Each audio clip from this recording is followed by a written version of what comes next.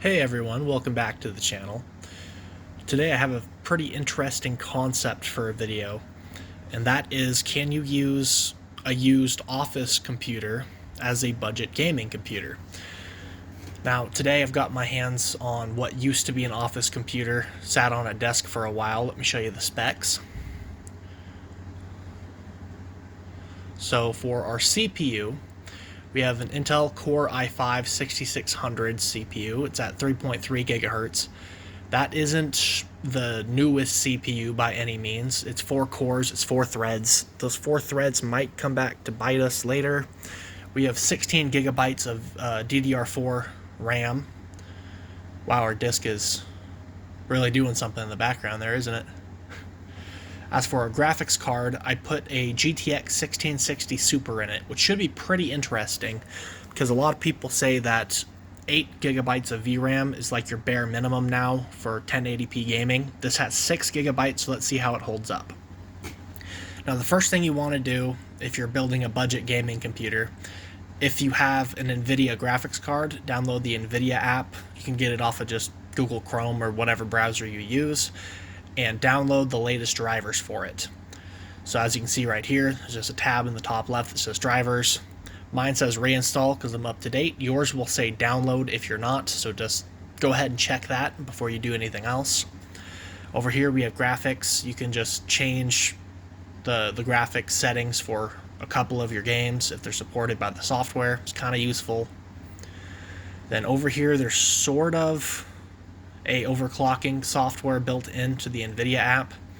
It does have like your GPU clock, GPU power, stuff like that that's just built in. Let it load for a second and then it'll tell you what's going on with your card. But the only options it gives you is you can mess with your voltage, you can increase the power, and you can increase the target temperature. I don't find that to be very useful, so this isn't the software we'll be using today.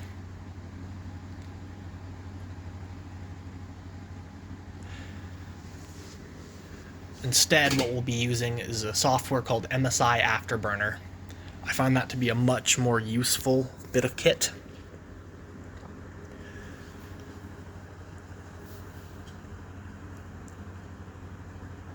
Give it a second to load. There we go. Alright, now as you can see here in the top middle, you can see your GPU clock, the memory clock, voltage, and temperature. Now, before we start overclocking, I like to run MSI Combustor in the background. That way we can actively test our overclock to see if it's stable or not while we're overclocking. So just get that ready there. I'm going to run it in 720p. That way it's not taking up my entire screen. And there we go. That'll run. We can get kind of a baseline idea of our performance. So right now we're getting 41 FPS, GPU's at 100% utilization. Temperature's going up a little bit. We're not going to touch the core voltage for right now. What I am going to do is increase our core clock. I'm going to add 120 megahertz on the core, see if it wants to accept that. Okay, there we go, it took it. We increased by 1 FPS right there. Now, the memory clock I find on these 1660s can take a little bit of a beating, so we're going to go ahead and give it another 800 megahertz. See if it takes that. Alright, now we're at 43 FPS. Then we'll go ahead and increase our power limit and see how that does.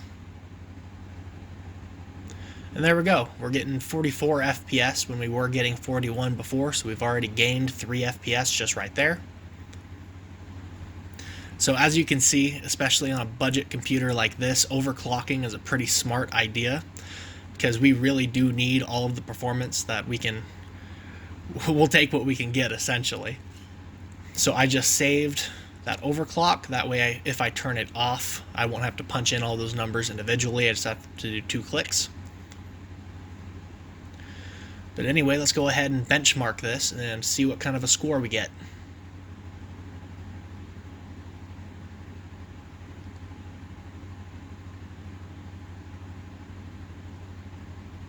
Let that load up here.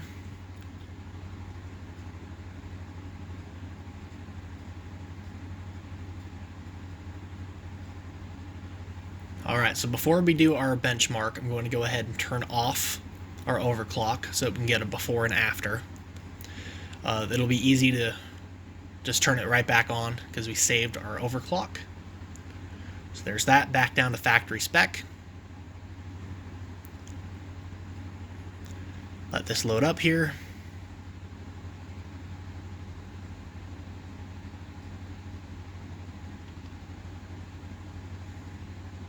There we go.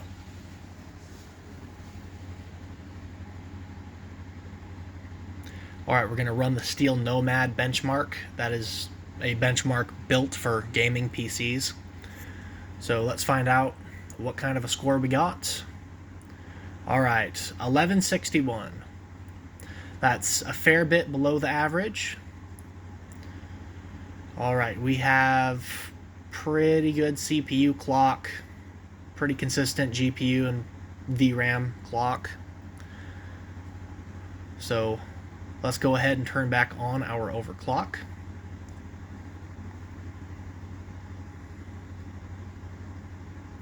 Alright, that's back on. Let's run the benchmark again, see how much we improve. So the score to beat is 1161.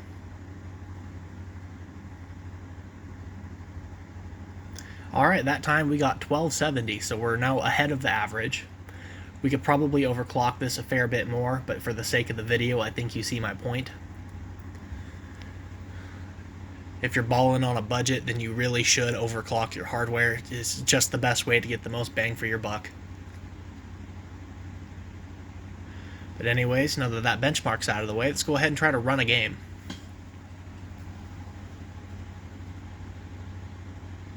We're playing in 1080p high.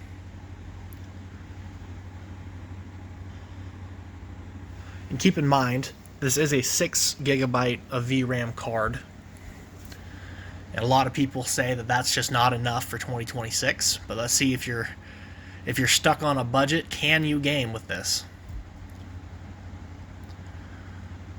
Alright, it's pretty smooth. We got 60 FPS, an average of 59. Seems fine.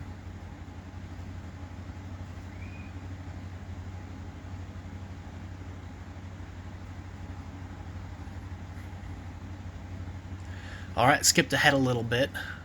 I don't want to bore you with the tutorial for Fallout 4. But yeah, pretty rock solid performance so far. We're in 1080p high, 60 FPS. Can't really argue with it.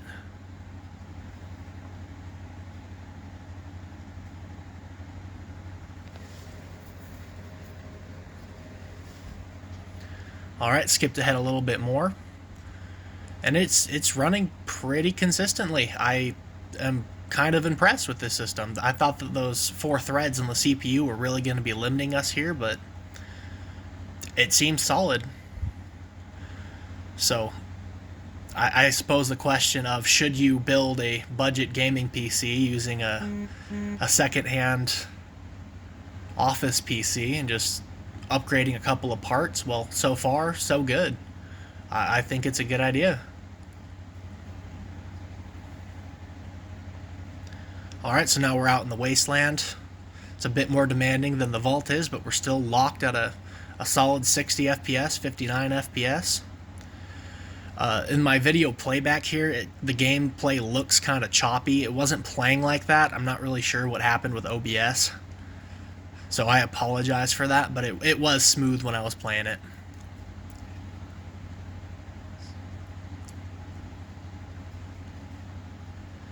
But alright, I'm going to run around the wasteland for a couple of minutes and we'll see if there's any issues.